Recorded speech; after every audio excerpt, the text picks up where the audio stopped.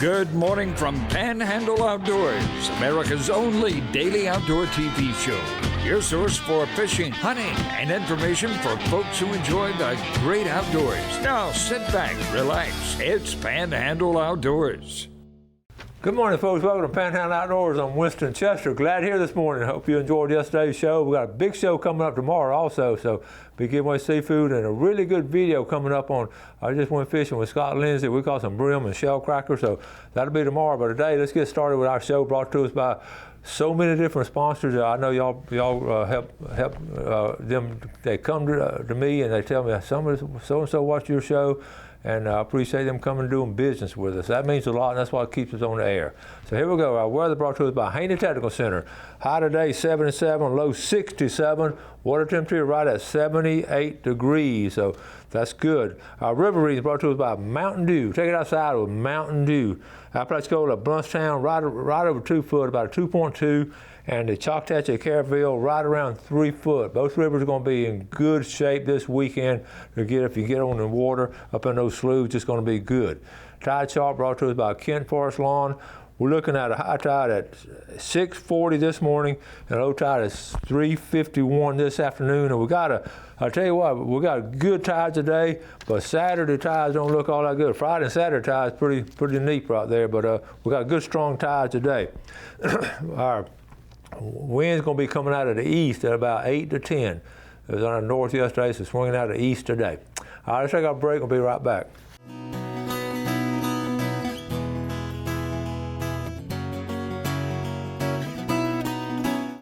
All right, welcome back. Let's get, we got all kind of cool pictures and all. Let's get started right away with this. You would appreciate this. This is some old country units of measurement. If you're from the country throughout the United States, anywhere in the country, that's what you say.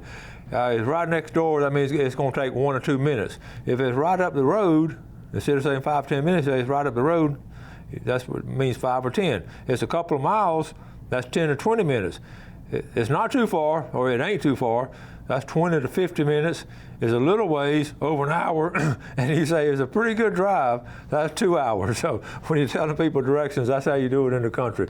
All right, Jason Turnell took his son and his buddy Mario. This is coming out of St. Joe. That gators down there on the golf course, and what happens? They get so big, they get them when they're little, and they got this one this past Saturday after that storm. Good job, boys. Good pictures, because that gator now would be eating a bunch of little dogs if y'all don't get them out at that size. Good job gator hunting at that age. Thank you, Jason Turnell, for taking those boys out there. Right here, Lynn Haven Bridge, Kyle Rutherford, that black drum, and they hang around there a lot. They're not all that good to eat, but they're fun to catch. My buddy Randy Burling down at Howard Creek, okay? Taking his grandson William, and I got a season right off this morning. That's the last weekend. Fought the elements, but got to see a bunch of deer and hogs. That's Randy Burling. That's a little Howard. That's the place right there at Howard Creek, and Randy's got a lease right close to there, so he can fish and hunt. He's in fish and hunting heaven right there. Good job. All right, y'all all done this. When you finish out on the rig and you notice this, you got the bail. I do this about once a year or twice a year. It's funny. I double check it, and still something happen like that. So if you're a fisherman, you know what I'm talking about. All right. Trent Poe, one of my former students. Be careful if you're out in the woods scouting for bow season. We're going to open up this weekend, but they are all over the place now. And just watch your step. And he's got on some good shoes and all. And hopefully y'all will see them before they see you. This is Julie Winterman. She posted this. I'm not going to read the whole thing, but basically what it's saying, we've had Paul Winterman on the show. He's a photographer. They've traveled the country. They'll spend hours just to get one shot, but they love both of them love the outdoors. Okay? They had, right here, this hunter. Actually, this is fairly local. You see this hunter they had their deer stand up here. This is on public management land, and they had their deer stand on that tree right there, okay?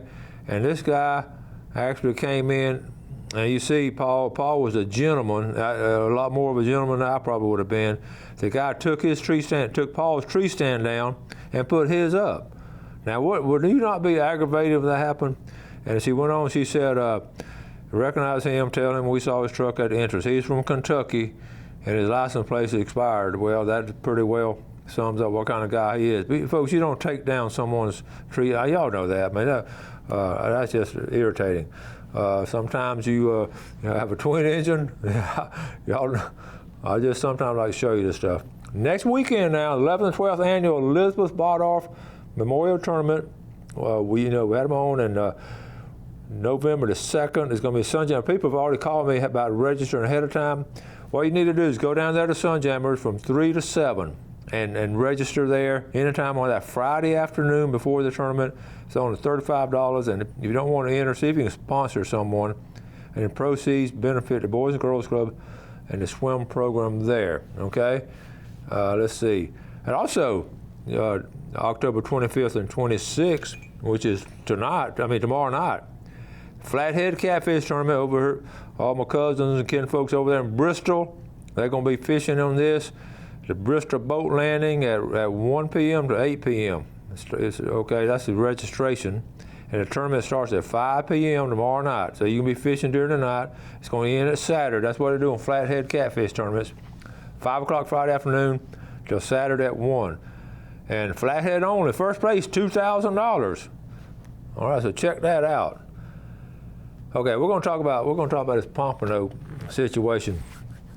Now, Scott Lindsay called me the other day and said he and I, we've always loved a pompano fish, and he's an excellent pompano fisherman, and I enjoy doing it too, and I've caught for quite a few pompano. And we'll talk about the pompano situation. Well, he called me and told me that a world record pompano fish record had been broken. Now, wait a minute, I got to thinking about this because this is 2019. The world record fish was caught in St. Joe Bay 20 years ago this month. In fact, to be exact, it was October 19th in 2019. It was caught by a guy named, last name was Houston, and he caught it on a topwater mirror lure in St. Joe Bay. Just floating, he was out there speckled trout fishing. Now that's been a world record for 20 years. That's pretty strong for a fish to be a world record that long. Scott called. He sent me this. He told me he sent me this picture here, and I'm just passing this on. I'm not claiming this is a world record because this sounds a little fishy to me. Don Turner caught this nice 10-pound, 28-inch monster on some salted clams. Then they updated it. He said my scale was off. It got weighed at King's 16.8 pounds. Now, folks, that sounds a little fishy. You don't jump from 10 pounds to 16.8, okay? But he'll have to go through the IFGA with witnesses and all that. And I don't know. I just got you. Here's a picture of it here, okay? And now I'm going back to according to the International Game and Fish Association, the all-tackle world record and Florida record for Florida pompano is 8 pounds 4 ounces, caught in Port St. Joe by Angler Bear Houston, October 16th, 1999. Okay, and that's not the fish there. Okay, they just put that picture out. You got to be careful what you read on the internet and Google. But this is an article. Actually, Scott Lindsay wrote this article in 2013. Scott used to do such a great job on his outdoor article in the local News Herald, and they've cut out everything local. That's a shame because people love to read him. But he wrote this now. The current world record for pompano of 8 pounds 4 ounces was threatened recently by a fish caught over in Gulf Shores by a man fishing from the beach. It weighed 7 pounds and 3/10 and was 1 pound under the current record. So people have gotten close to it, but it has not been officially broken. So we're going to follow this, and I'm going to touch base with the International Game and Fish Association. You've seen the video I've done from there, and we're just going to see what's going to happen on this. Sounds a little fishy to me. I'll take a break and we'll be right back.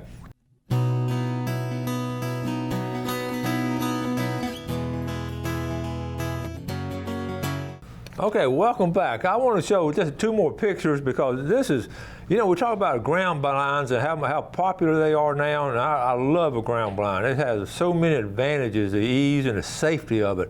But there are 1 or 2 disadvantages, and to me the biggest disadvantage is just, well, you're going to see this in this picture right here. All right, you see the ground blind. Okay, now, do you see a snake out here anywhere? See, I always worry about snakes, crawling out, because I leave my ground blind out for the weekend and all, so I don't just sit it up and take it down. I leave it out there, but especially in rut season, I just leave it out in the woods. Oh, you really can't. I had to zoom in. Okay, I'm gonna put it in the center of the, okay, in the center, okay, we're gonna come on down here, right there in the center. You see that little curve of a snake, okay, right there in the center of the screen. Can you see it now, Jeff? Yep. All right, so if you step out and step on him, okay, and that's a copperhead. I mean, that ain't something to play around with. They're dangerous, so be real careful when you're out there in the woods like that, and if you leave your ground blind out like I do. Like I say, I tell you what I've started doing. I put a ground cover, like a tarp on it, on the ground, and then I put that like I did on tents and all. I did that year before last. I did that. So anyway, one more picture to show you. Let's end on a funny one. When you let your wife put out the deer corn, it's a trap, and the gal would do something like that. So I don't let her put out my deer corn. All right, now we got one of the things I always, when I started this show, I always wanted to have segments on how to do this, how to do that, and I feel like I don't get to do enough of those how-tos and tackle tips and all that, because we started doing a lot of them, then we started doing more guests and videos and all that, but I still have this, or I guess it's a teacher in me, so I got this little video. I've shown it before a good while back, because now flounder season's coming up, and flounder is a delicious fish to eat. So best way to do it is skin it. And one of the best ones around, one of our old timers, he's caught over 50,000 bass. I need to get him back on the show. Bobby Smith, he's been on before. But Bobby also has great roots in his flounder gigging and catching flounder. So we're going to do a video on how to skin a flounder, okay? Original from Panhandle Outdoors. So Jeff, let's roll with this. All right, hey folks, we're out here. We've been trying to do this for a good while now, but we're out here with Matt Smith and Bobby Smith, and Bobby's going to show us how to skin a flounder. Bobby, first of all, why do we do this? Well, I'll have to kind of show you as we go along. Is the reason I started doing this years ago, and everybody that's seen it has liked it. If they've ever eaten one of them that's been skinned, they don't want it any other way. And I've just been doing it for about 35 years now, I hope I don't mess this one up, because this is the only one we've got accidental catch when you're bass fishing. But if I had a box full here that I'd gig, then I could mess up and we could start over. But anyway, I'll try to do the best I can, but you got to have your right tools. This thing is probably 40 years old. This is an old fish scaler. My uncle gave it to me when I was a teenager. And I'm in my 50s, so that's about right. Anyway, you got to have something with teeth that'll get those little fine scales off of the white side. I scale the bottom side. Yeah. Other is just a set of regular catfish skinner, something you can grip the skin, pull, and then you need a fairly sharp, well, it needs to be sharp, but a fairly thin bladed, pointed knife. But the reason that I skin a flounder, let's just scale a little portion here. Now that's what most people would do with a flounder. Now you can run your fingers across that and there's no scales on it. It's smooth as it can be. But watch this. See that black slime and mud? That's what you're eating when you eat a flounder that hasn't been skinned. Yeah. So therefore, I get rid of that. First thing, of course, I turn him over and I scale the white side.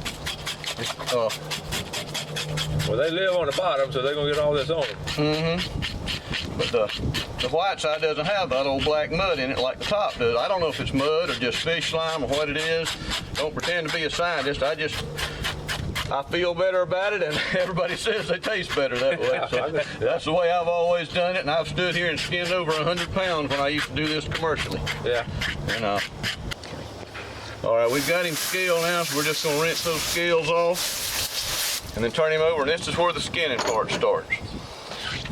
Take a knife, and I just get up on his shoulder, just above the top slot of his, where you see his gills end, get just behind that, make you a little small cut through to get started. Then take the point of the knife, slide it under there, push it out right in front of his dorsal fin there to make you a little tab that you can get a hold of with the skinners. Then you just continue cutting just under the skin, right behind the fin. Bring it all the way down to the bottom, and then do the same thing you did up here. You've got to have a little tab to get a hold of. So get the point of the knife just under the skin and bring it out right in front of the fin. Okay, then you're ready for the skinners.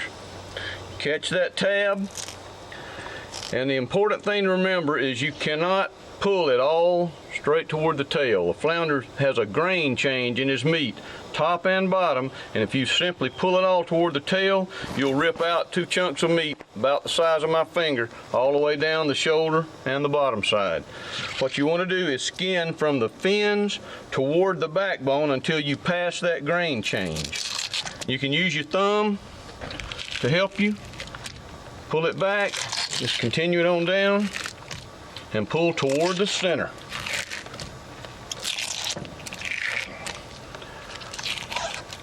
All the way down to the bottom of the fin. Right there is where that meat changes grain. You can see this coming straight in, these lines, and these lines are at a 45-degree angle. And this is that strip that you'll tear out if you try to pull it straight. Okay. All right, then we do the same thing with the bottom. We get the thumb under to help you, or use your first finger. Pull towards the backbone, toward the center.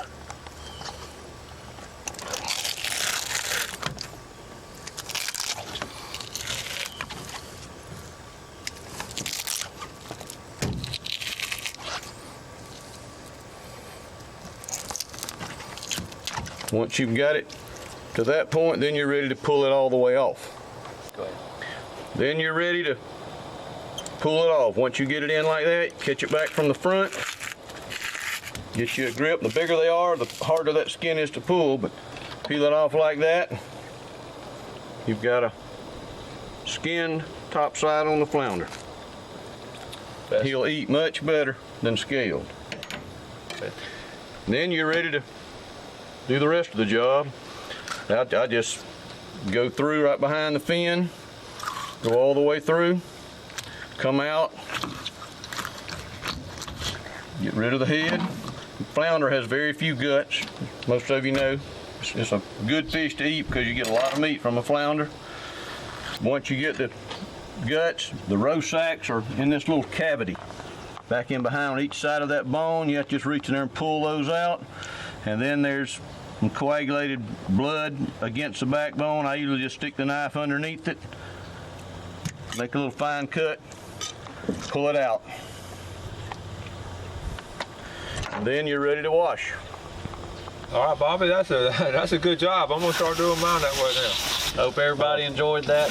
A lot easier said than done. Takes a little practice, but the finished product is well worth it. Man, next time we just gotta have more flounder. Just gotta have more flounder. Wait till the summer and get a gigging trip together. We'll all go get a bunch of them. For Panhandle Outdoors, Bobby Smith, Matt Smith, and we're here skinning the flounder. There's the finished product. Good job. Ready for the broiler. All right, welcome back. Hope you enjoyed that. Let's take a look at our fishing game time today. You always learn something on Panhandle Outdoors. Most of it's good. Our fishing game time today from Blue Water Outriggers in Port St. Joe, 9:31 to 11:31, and tonight 9:58 to 11:58. You might be gigging some of those flounder. It'd be a good time to go. I got a J.B. Hiller, the Bent Rod Fishing Club, sent me this email, okay? I'm going to read it to you. Hey, Winston, our new park on Choctawhatchee Bay is opened yesterday. It opened yesterday on the 20th, actually yesterday on the 23rd, okay? So opening ceremonies and dedication. This was built with leftover sales tax money from the helping build the new 331 bridge, okay? And the sales tax, the voters approved that sales tax, and so it has some leftover money, so they built this park right there. And so I'm going to try to see if I can pick it up and show it to you. It's only a minute long, okay? And let's see what we get in here. This is really good. I appreciate J.B. Hiller sending it to us, and I'm just going to sort of talk you through it. The park, they got a place for parking and kayaking, and look at how the grass is really green, and this is really. I'm getting a call. Let's go back to it. All right, here we go. Let's. All right, we're gonna play. This never happened to me before getting a call. I'm showing this off my phone, and we're gonna have all kinds of trouble. All right, let's try it again. Here we go. I want to show you too. This is over in Freeport, and this is really a beautiful area. The old timers used to have a lot. They said that used to be a great fishing. But look at that. Isn't that just? I mean, isn't that talking about a good, beautiful place to put in there, right on Choctawhatchee Bay, and they've done a tremendous job with it. The kayak launches, and look at there. I mean, that is gorgeous there, and it's, the location is ideal. Old timers used to fish there and throw nets. Look at there, isn't that a great glass etching of the cast net? And then a little place you can fish off that area right there, and then that little canal goes out into the bay. Got a walkway, and kids can ride the bicycles. And I'm just really proud of Walton County for putting it together. There's some kayakers there, and it's a really pretty place there. So good job, and thank you, J.P. Hillard, from the Bent Rod Fishing Club up in the Funiac Springs. And I've got all kind of other stuff to go over. I have to answer my phone in a minute, but anyway, we're going to have to start wrapping things up. I did want to mention the other day, you know, when that storm came in last weekend, I just wanted to explain to y'all the importance of trying to fish before and after a storm, either one or both of them if you can. You know, before the storm comes in, what's going on? The pressure is dropping, the wind is sort of stirring around the little bit of oxygen in the water, the bait fish are getting restless, and by that pressure dropping and all, so that's really good time to fish. Now, after the storm, I saw some great pictures. People caught some really nice fish after the storm. You stop and think, after the storm, you got those bait fish, you know, the waves, okay, really oxygenated water. The bait fish have been scattered. They're trying to get back together. And the fish have been, the big predator fish have been sort of sitting on the bottom waiting out the storm. And by the time the storm's over, they're hungry. So all these little things put together for some excellent fishing before and after a storm. Not during the storm. You want to be safe and just lay low yourself. But as soon as that storm's over and it gets safe to get out there, next couple of hours are always good fishing. I'm talking about freshwater and saltwater.